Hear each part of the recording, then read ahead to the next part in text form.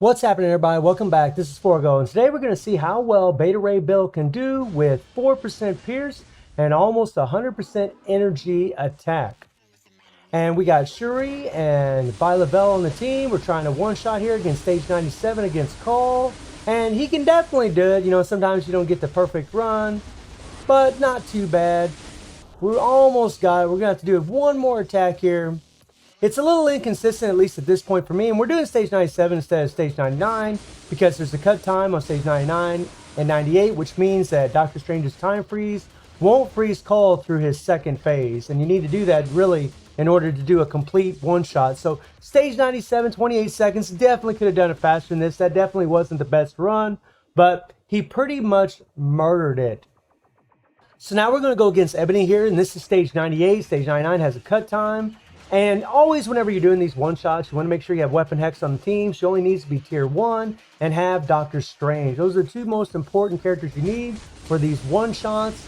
And something that's really nice about Beta Ray Bill, even though he has the leadership tag, we don't need to use White Fox to do this. That was an 8-second clear, no problem. Freaking murdered it. But let's check this out. Now we're doing stage 71 against Thanos. Same team, pretty much the same strikers. Just make sure you have Doctor Strange and Weapon X on team. Thanos pulling a finishing act there. And bye-bye. See you later, buddy.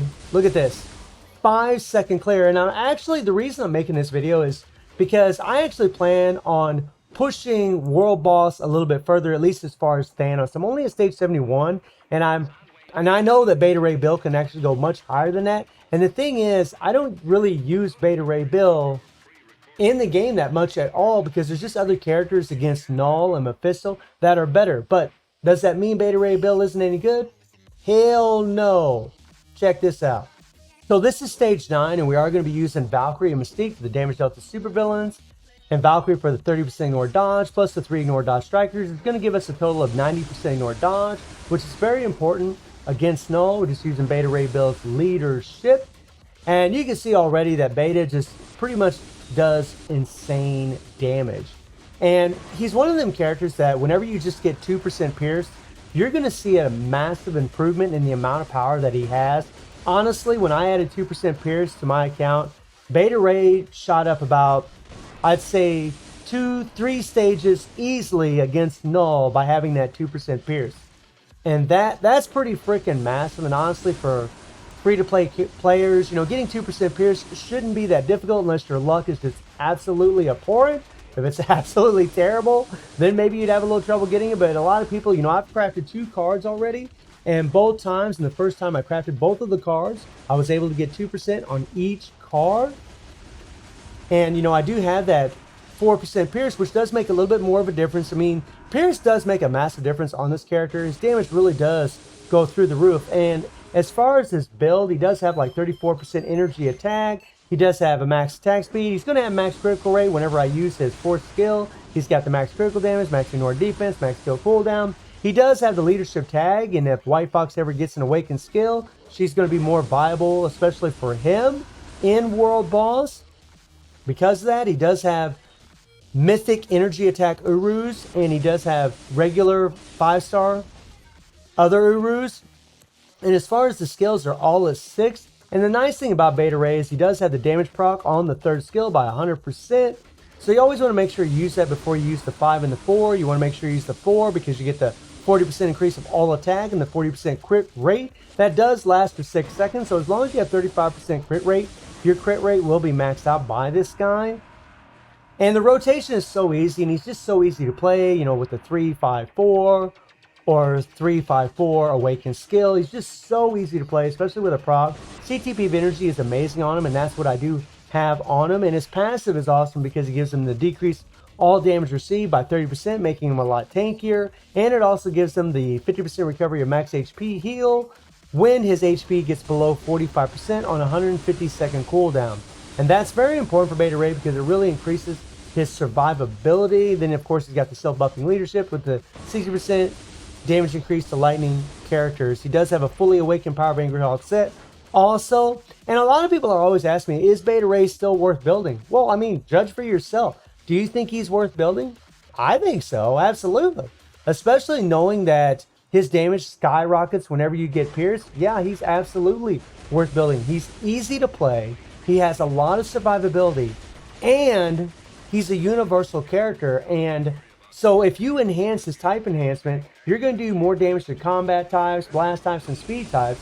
You're actually going to do 20% more damage to them if you have a type enhancement 6. Now, currently on my Beta Ray, I have a type enhancement rank 5, so he's getting an extra 12.5% increase to damage to combat, blast, and speed.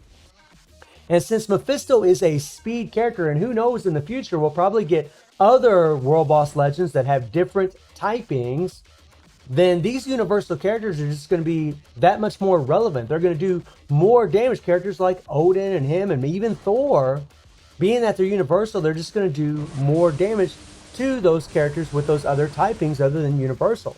And that's awesome. You know, they never have a type disadvantage against the other types, which is also awesome.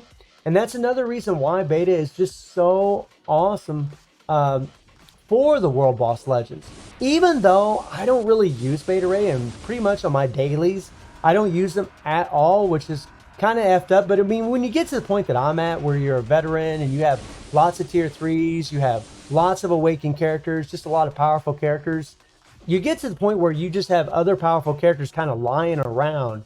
And Beta Ray is one of those characters, but that doesn't mean you shouldn't use him. It doesn't mean that he isn't viable. I mean, he's absolutely viable. The guy freaking murders, right? But then when you got characters like Knull, who can actually solo stage 9 easily with 4% pierce, easily, guys. He can do it without any pierce at all because he has native 5% pierce. He can do it. And you have characters like Odin. You have characters like Tier 3 Cable, Gambit. They're just so strong that it's not even funny. And Moonstone. So there was a stage 9 clear against Knull.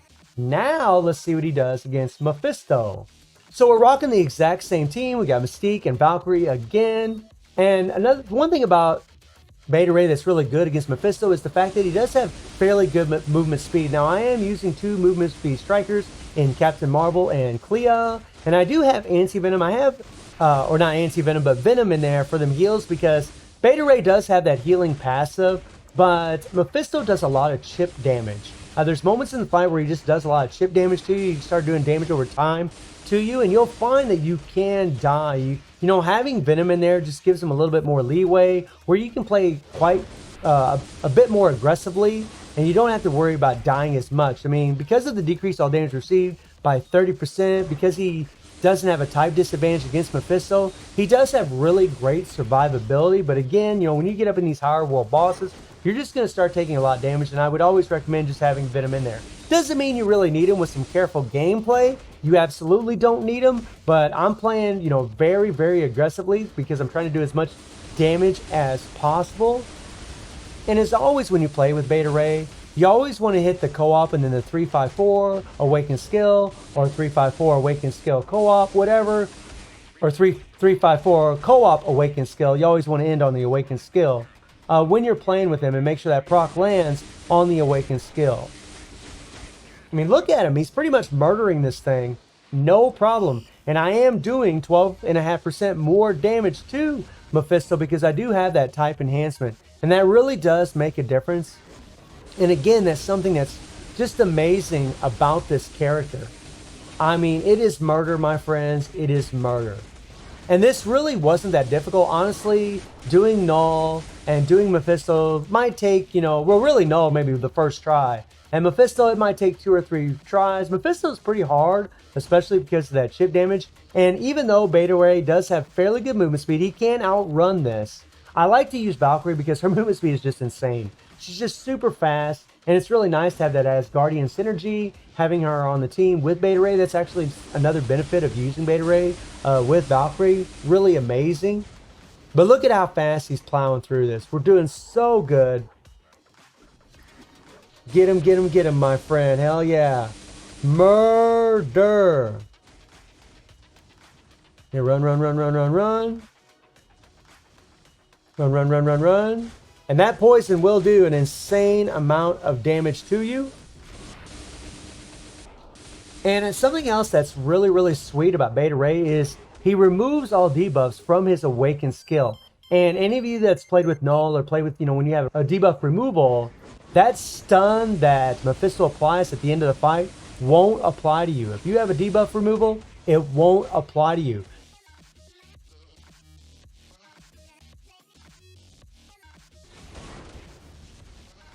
So after you use the Awakened skill, or actually, well, during it, you'll have that 7 seconds of a debuff removal. Then you can actually run your skills afterwards and you won't get stunned, which is something you're going to see at the end of this fight. And it means you're going to be able to do damage, at a faster rate. So I'm just trying to get my Awakened skill ready right now. We're going to hit the 3-5-4, co-op Awakened skill. See you later, Gator. Oh yeah, bye-bye bars. Next phase. Switch, run around. And it's honestly, whenever it comes to Mephisto, whenever you get in the last couple phases, actually, if you got a characters with good movement speed, it really is the easiest part of the fight. It really is. There we go.